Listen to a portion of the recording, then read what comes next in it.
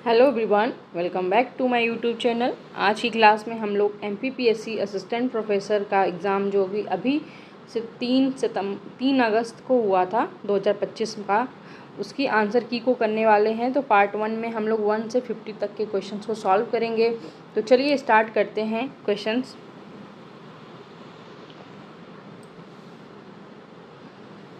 Question दिया गया है, an introduction to study of industrial relation पुस्तक के लेखक कौन हैं? ऑप्शन है रिचर्डसन, जोस्टोन, ऑप्शन सी है बिलवर्ट ई मूरे और ऑप्शन डी दिया गया है एडविन बी फिलिपो।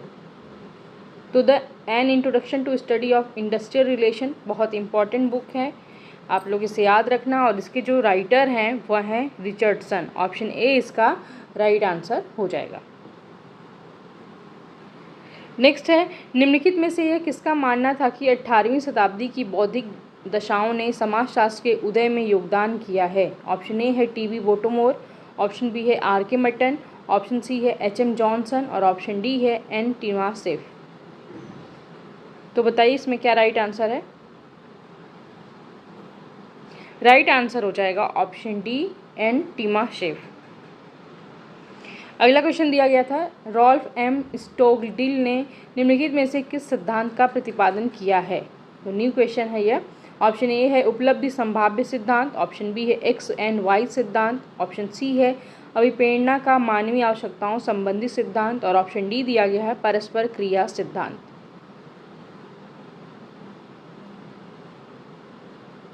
तो क्या राइट आंसर है? ऑप्शन डी परस्पर क्रिया सिद्धांत। नेक्स्ट है, भारत के राष्ट्रीय सिकल सेल एनीमिया उन्मूलन मिशन 2047 की शुरुआत किस राज्य ने की थी? ऑप्शन ए है Gujarat, option B Orissa, option C है मध्य प्रदेश और ऑप्शन डी है महाराष्ट्र।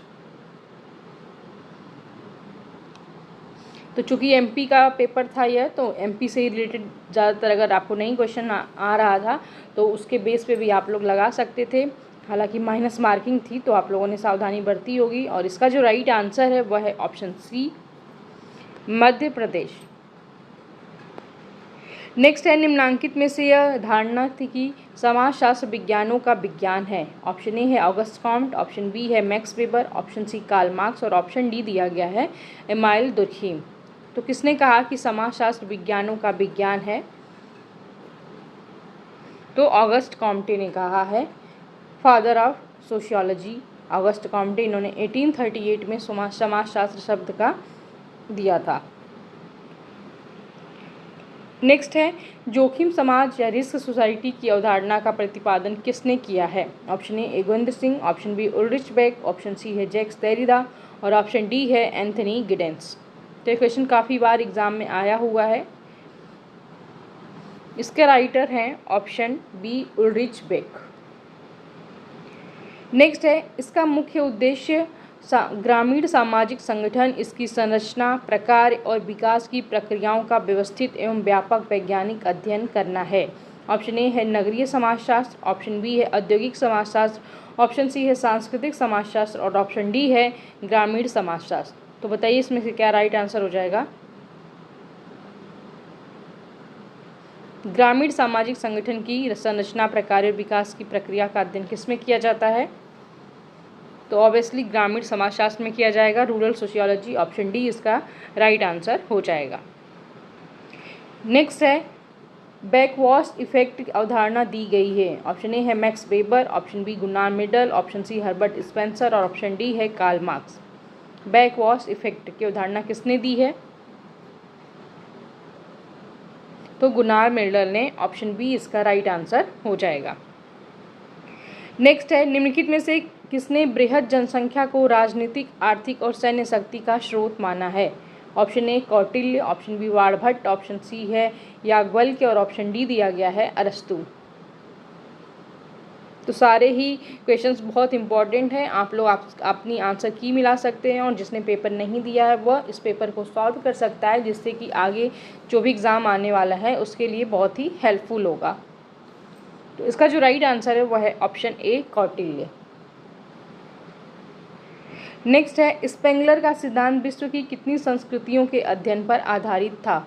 8, 21, 12 या फिर 16? तो स्पेंगलर की बहुत ही फेमस बुक है the decline of the West. इसमें इन्होंने कितनी संस्कृतियों का अध्ययन किया है? तो उन्होंने 8 संस्कृतियों का अध्ययन किया। ऑप्शन ए इसका राइट आंसर हो जाएगा। नेक्स्ट है, जैसे जैसे सामाजिक विकास होगा वैसे वैसे जनसंख्या वृद्धि दर डैश होगी, अधिक होगी, ऑप्शन बी कम होगी, ऑप्शन सी अपरिवर्तित रहेगी, या फिर ऑप्शन डी है कुछ कहा नहीं जा सकता। तो जैसे जैसे सामाजिक विकास होगा जनसंख्या वृद्धि दर क्या हो जाएगी? कम होगी। ऑप्शन बी इसका राइट आंसर हो जाएगा। नेक्स्ट क्वेश्चन है, अयोग्यता का मानकीकरण की अवधारणा किसने दी है? Option A Lawrence J Peter, option B Talcott Parsons, option C है बेबलन और ऑप्शन डी है रूथ बेनेडिक्ट। तो अयोग्यता का मानकीकरण अवधारणा किसने दी है? तो टॉलकट पार्सन्स ने दी है। ऑप्शन बी इसका राइट आंसर हो जाएगा। नेक्स्ट है, सोशल एंड कल्चरल डायनामिक्स पुस्तक के लेखक कौन है? ऑप्शन ए है पिटरी में सोरोकिन, ऑप्शन बी है स्पेंगलर, ऑप्शन सी है टाइनवी, या फिर ऑप्शन डी है ऑगबन। तो सोशल एंड कल्चरल डायनामिक्स बहुत इंपॉर्टेंट बुक है, काफ़ी बार एग्जाम में आई हुई है। तो राइट आंसर हो जाएगा इसका P A Sorokin, option A. Next है, प्राधिकार और प्रतिष्ठा का असमान वितरण संघर्ष का मुख्य कारण है, किसने कहा है? ऑप्शन ए है कार्ल मार्क्स ने, ऑप्शन बी टॉलकट पार्सन्स ने, ऑप्शन सी है रॉल्फ टेरेंडॉफ ने, या फिर ऑप्शन डी है एमाइल दुर्खीम ने। तो प्राधिकार और प्रतिष्ठा ही संघर्ष का मुख्य कारण है, किसने कहा है? तो ये कहा है रॉल्फ टेरेंडॉफ ने। ऑप्शन सी इसका राइट आंसर हो जाएगा। इनकी बुक का नाम क्या है? Class conflict in industrial society. Next है, साझा सांस्कृतिक विरासत को क्या कहा जाता है? ऑप्शन ए है निर्जातीयता, ऑप्शन बी प्रजाति, ऑप्शन सी राष्ट्रीयता, या फिर ऑप्शन डी है सामाजिक वर्ग। तो साझा सांस्कृतिक विरासत क्या होती है? निर्जातीयता। ऑप्शन ए इसका राइट आंसर हो जाएगा। अगला क्वेश्चन है, क्षेत्रीय शोध कार्य या फील्ड वर्क के माध्यम से अंडमान द्वीप समूह और ऑस्ट्रेलिया के आदिम लोगों का अध्ययन किसने किया है? ऑप्शन ए है रेडक्लिफ ब्राउन, ऑप्शन बी है हैबरमास, ऑप्शन सी है मेलिनोस्की, और ऑप्शन डी है फर्डिनेंड टॉनिज। कर लेना, फर्डिनेंड टॉनिज।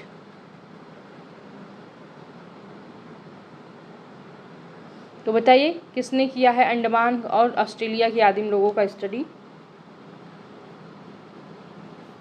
तो अंडमान आइसलैंडर्स की स्टडी किसने की थी? रेडक्लिफ ब्राउन ने। ऑप्शन ए इसका राइट आंसर हो जाएगा।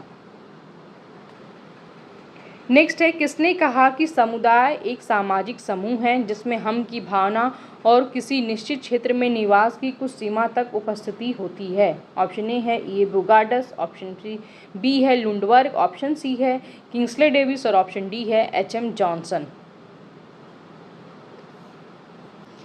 तो कीवर्ड से आप लोग कोई जो भी डेफिनेशन उसको याद किया करिए, तो जिससे आपकी मेमोरी में लंबे समय तक बना रहेगा और याद करने में भी आसानी रहती है।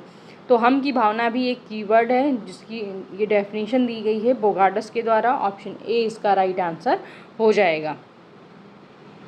नेक्स्ट क्वेश्चन दिया गया, निम्नलिखित में से कौन सा युग्म सही सुमेलित है?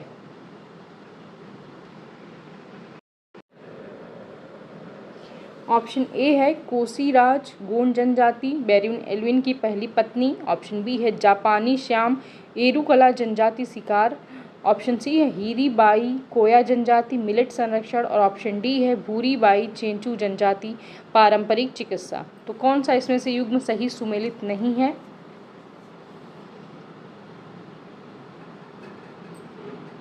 तो इसमें से ए वाला ऑप्शन ही सुमेलित नहीं है, कोसीराज गोंड जनजाति बेरियर एल्विन की पहली पत्नी। ऑप्शन ए इसका राइट आंसर हो जाएगा। नेक्स्ट है, the division of labour in society से संबंधित दुर्खीम की पुस्तक कितने खंडों में विभाजित है? ऑप्शन ए है 4, option B 6, option B C है 5, या फिर ऑप्शन डी दिया गया है 3। तो मैंने इसका आंसर पहले ही इसमें मेंशन कर दिया है जिससे कि आप लोग इसे अच्छे से तैयार कर लें। और इसका राइट आंसर क्या है? ऑप्शन डी 3 भागों में पार्ट में है। एमाइल दुर्खीम ने 1893 में रचित उनकी पीएचडी का शोध पत्र भी शोध ग्रंथ है जिसको 3 खंडों में विभाजित किया गया है। पहले खंड में इन्होंने क्या बताया है, श्रम विभाजन के प्रकार और यांत्रिक एवं शारीरिक एकता के बीच अंतर। द्वितीय खंड में है श्रम विभाजन के कारण और शर्तें, और तृतीय जो खंड है श्रम विभाजन के असामान्य या विकृत रूप जैसे कि एनोमी। ऑप्शन डी इसका राइट आंसर हो जाएगा।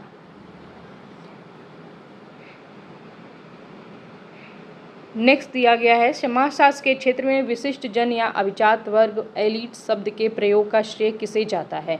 ऑप्शन ए है डेनियल वेल, ऑप्शन बी है पैरेटो, ऑप्शन सी है जैक्स लकान, ऑप्शन डी है मैक्स वेबर।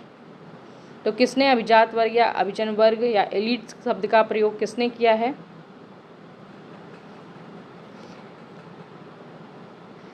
तो पैरेटो ने किया है। ऑप्शन बी इसका राइट आंसर हो जाएगा।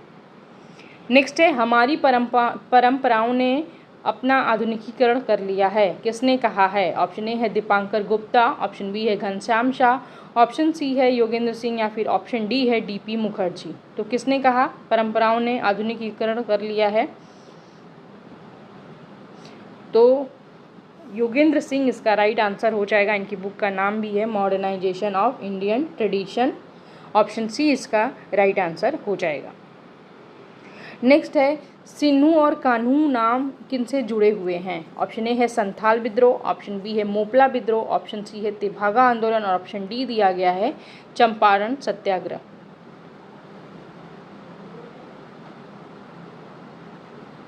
तो सिद्धू और कान्हू किससे जुड़ा हुआ है? संथाल विद्रोह से। ऑप्शन ए इसका राइट आंसर हो जाएगा।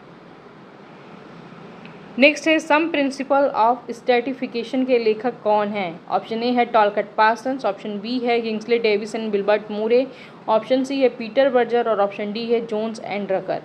तो ये वाली बुक अभी जो पीजीटी का एग्ज़ाम हुआ था 2022 वाला एडवर्टाइजमेंट जो आया था उसमें भी इस बुक का नाम पूछा गया था और इसमें भी ये पूछा गया है। तो यही फ़ायदा होता है सब जगह के और स्टेट के पेपर्स करने से, जिससे कि बहुत सारे क्वेश्चन हमें क्लियरली मिल जाते हैं और जो नहीं मिलते हैं वो हमें बहुत याद करने का या फिर अपने क्वेश्चंस को तैयार करने का बेस प्रदान करते हैं। तो सम प्रिंसिपल ऑफ स्ट्रैटिफिकेशन बुक किसकी है? तो किंग्सले डेविस एंड विल्बर्ट मूरे की है। ऑप्शन बी इसका राइट आंसर हो जाएगा। नेक्स्ट है, पेशा पर उत्कृष्ट केंद्र सेंटर ऑफ एक्सीलेंस की स्थापना किस संस्थान में की गई है? ऑप्शन ए है डॉक्टर हरि सिंह गौर विश्वविद्यालय सागर में, ऑप्शन बी है इंदिरा गांधी राष्ट्रीय जनजातीय विश्वविद्यालय अमरकंटक, ऑप्शन सी है विक्रम विश्वविद्यालय उज्जैन या फिर ऑप्शन डी दिया गया है रानी दुर्गावती विश्वविद्यालय जबलपुर। तो ये एमपी से रिलेटेड ही क्वेश्चन दिया गया है। राइट आंसर क्या हो जाएगा? इंदिरा गांधी राष्ट्रीय जनजाति विश्वविद्यालय अमरकंटक। अगला क्वेश्चन है, बलवंत राय मेहता समिति ने वर्ष 1957 में कौन सी योजना प्रस्तुत की जिसे साधारणतः लोकतांत्रिक विकेंद्रीकरण कहा जाता है? ऑप्शन ए है सामुदायिक विकास कार्यक्रम, ऑप्शन बी सहयोग समिति, ऑप्शन सी है पंचायती राज या फिर ऑप्शन डी है सहकारिता आंदोलन। तो ये तो क्वेश्चन आप लोग अच्छे से जानते होंगे। बलवंत राय मेहता समिति 1957 में आई थी और किसके लिए? तो पंचायती राज के लिए। ऑप्शन सी इसका राइट आंसर हो जाएगा। नेक्स्ट है, सामूहिक सौदेबाजी का आशय उस प्रक्रिया से है जिसके अंतर्गत श्रमिकों के प्रतिनिधि तथा व्यावसायिक संगठन के प्रतिनिधि मिलते हैं तथा एक समझौता या अनुबंध करने का प्रयास करते हैं जो कर्मचारियों एवं सेवा योजक संघ के संबंधों की प्रकृति का निर्धारण करते हैं। ऑप्शन ए है माइकल जे जूसियस, ऑप्शन बी है एडविन बी पिब्लो, ऑप्शन सी है फ्रेड बिटने या फिर ऑप्शन डी है अग्निहोत्री।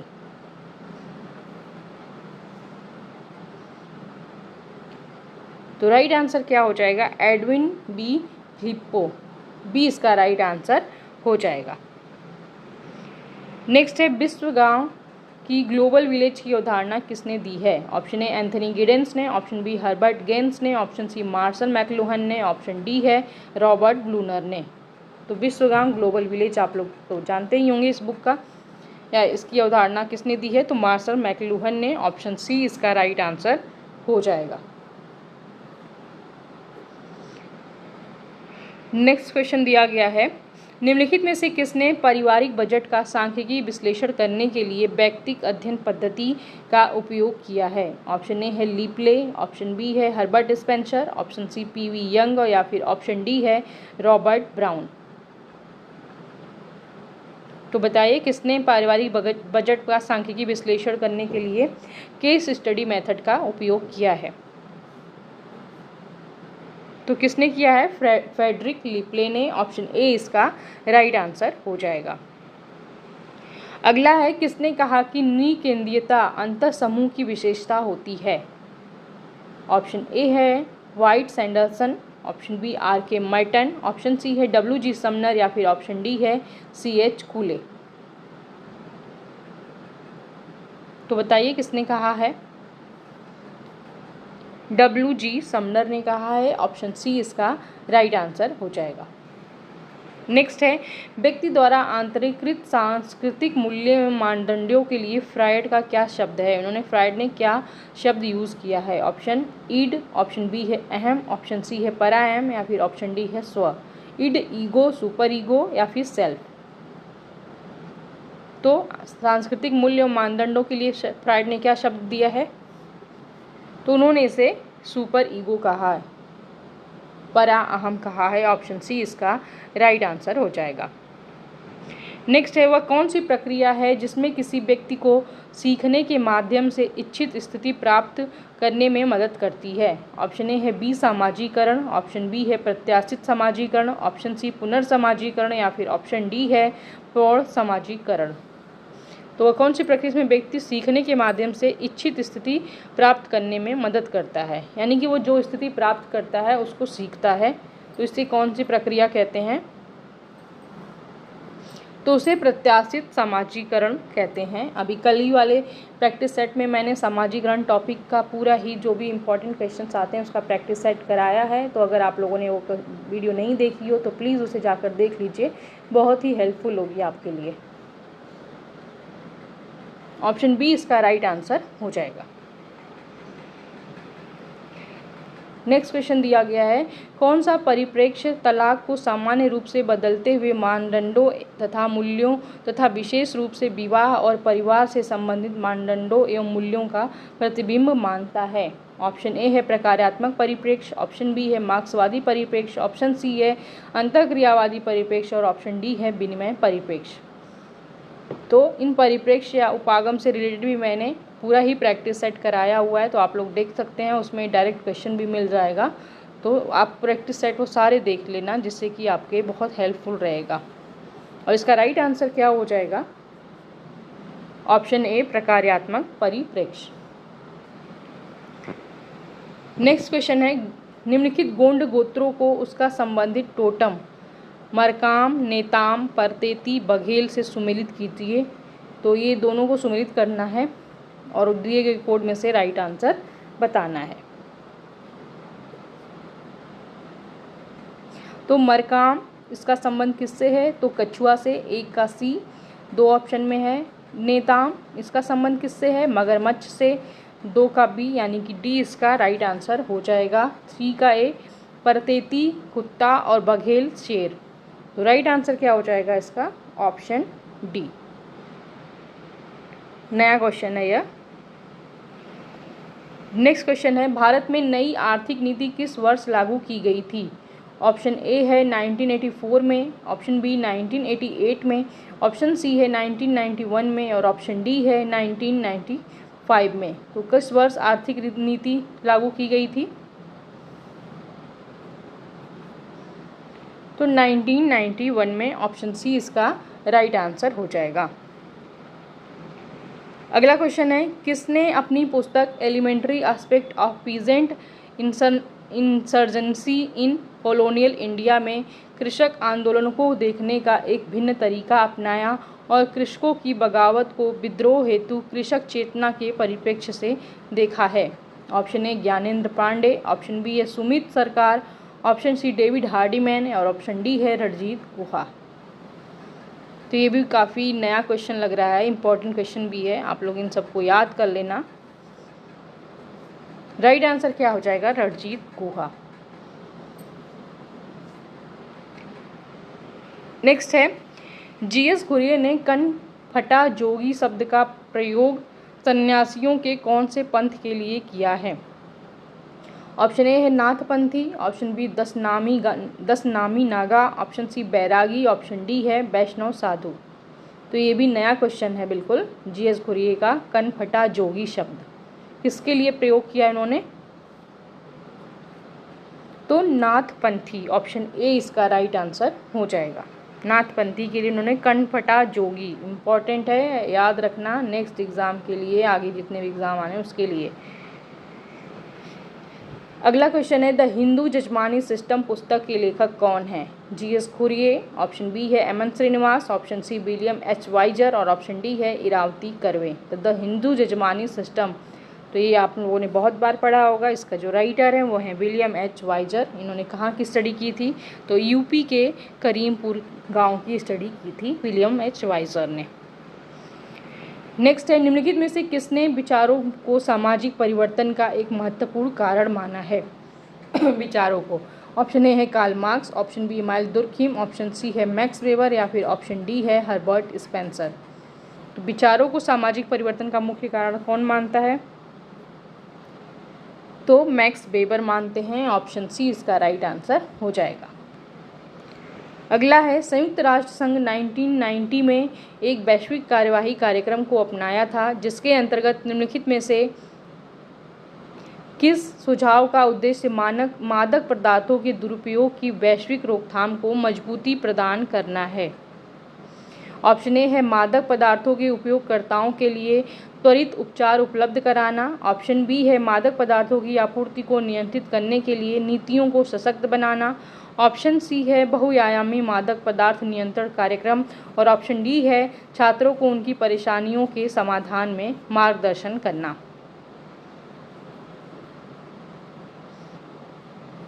तो ये जो एमपी का पेपर आता है इसके जो क्वेश्चंस होते हैं काफ़ी छोटे छोटे होते हैं। तो और जो यूपी का तो अभी पेपर आप लोगों ने असिस्टेंट प्रोफेसर का देखा होगा कितना लेंदी क्वेश्चन पूछा गया था। तो ये थोड़ा सा फ़ायदा होता है, यहाँ पे छोटे क्वेश्चंस होते हैं और अच्छे क्वेश्चंस भी पूछे जाते हैं। राइट आंसर क्या हो जाएगा? ऑप्शन सी बहुआयामी मादक पदार्थ नियंत्रण कार्यक्रम। नेक्स्ट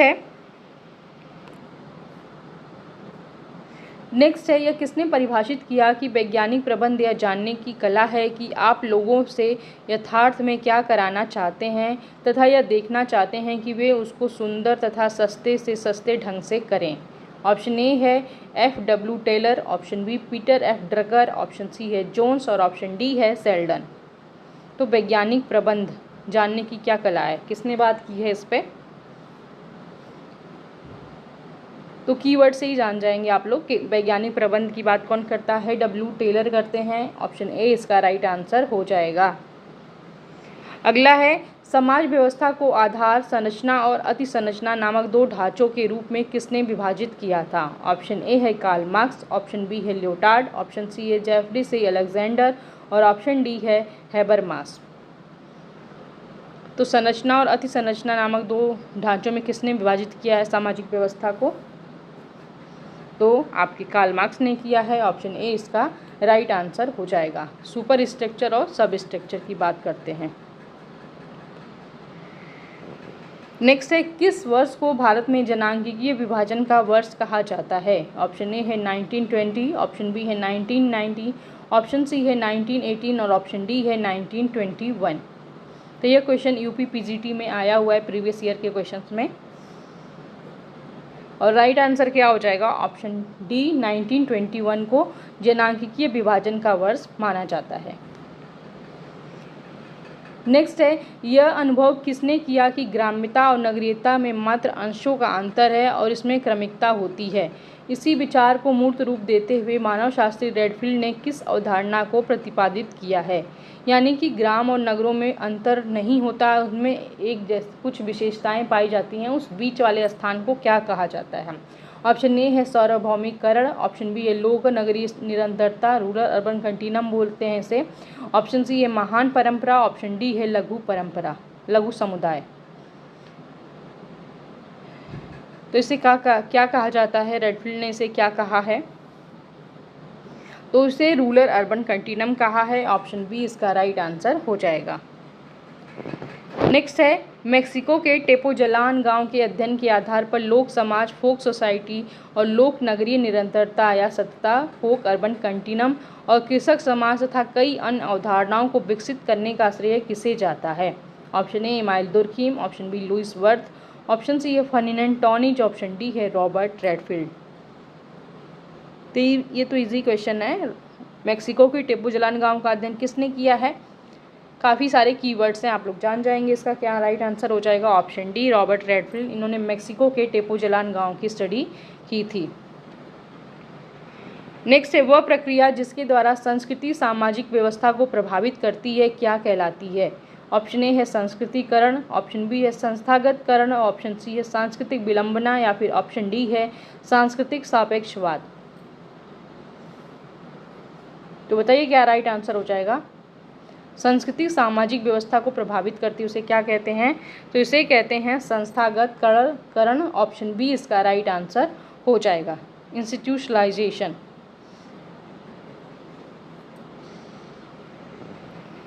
नेक्स्ट है, सहरिया जनजाति में भाई कबीला किस प्रकार की इकाई है? ऑप्शन ए है अंतर्विवाही इकाई, ऑप्शन बी है बहिर्विवाही इकाई, ऑप्शन सी राजनीतिक इकाई और ऑप्शन डी है आर्थिक इकाई। तो सबसे पहले जानते हैं कि सहरिया जनजाति राजस्थान की एक जनजाति है और उसमें किस भाई कबीला किस प्रकार की इकाई है? तो ये बहिर्विवाही इकाई है, अपने समूह से बाहर विवाह करते हैं। ऑप्शन बी इसका राइट आंसर हो जाएगा। नेक्स्ट है, प्रतीकात्मक अंतःक्रियावादी परंपरा के प्रवर्तक कौन थे? ऑप्शन ए है डेविड हार्डीमैन, ऑप्शन बी है William Julius, option C Herbert Blumer या फिर ऑप्शन डी है मैक्लेनन। तो ये भी काफ़ी इजी क्वेश्चन है, इसका राइट आंसर हो जाएगा option C Herbert Blumer. Next है, मिथ्स ऑफ मिडिल इंडिया नामक पुस्तक के लेखक कौन है? Option A Sarat Chandra Roy, option B है Verrier Elwin, option C GS Ghurye और ऑप्शन डी है डीएन मजूमदार। तो मिथ्स ऑफ मिडिल इंडिया पुस्तक के लेखक कौन है? मिथ्स ऑफ मिडिल इंडिया नामक पुस्तक के लेखक हैं वेरियर एल्विन। ऑप्शन बी इसका राइट आंसर हो जाएगा। नेक्स्ट है, दमन और शोषण की आलोचना मात्र से मानव की मुक्ति की समस्या का हल संभव नहीं है। इसके लिए दमन और शोषण को उत्पन्न करने वाली पूंजीवादी शक्तियों की खोज कर उन पर प्रहार करना भी उतना ही आवश्यक है, तभी समाज का उद्धार संभव है। यह कथन किस समाजशास्त्री का है? ऑप्शन ए है Jeffrey Alexander, option B Habermas, option C है जैक्स देरिडा या फिर ऑप्शन डी है टॉलकाट पार्सन्स। तो यह कथन किसका है? तो क्रिटिकल थिंकर कहे जाने वाले एक समाजशास्त्री हैं जिनका नाम है हैबरमास। ऑप्शन बी इसका राइट आंसर हो जाएगा। नेक्स्ट है, और आज का ये लास्ट क्वेश्चन भी है। क्वेश्चन दिया गया है व्यक्तिक अध्ययन है क्या होता है? ऑप्शन ए है सामाजिक व्यवहार पर एक प्रयोगशाला प्रयोग, ऑप्शन बी है किसी सामाजिक घटना का उसके प्राकृतिक संदर्भ में किया गया समग्र अध्ययन, ऑप्शन सी है सर्वेक्षण डेटा का एक सांख्यिकीय विश्लेषण और ऑप्शन डी दिया गया है सामाजिक प्रवृत्तियों का एक काल्पनिक विश्लेषण। तो बताइए केस स्टडी किसे कहते हैं?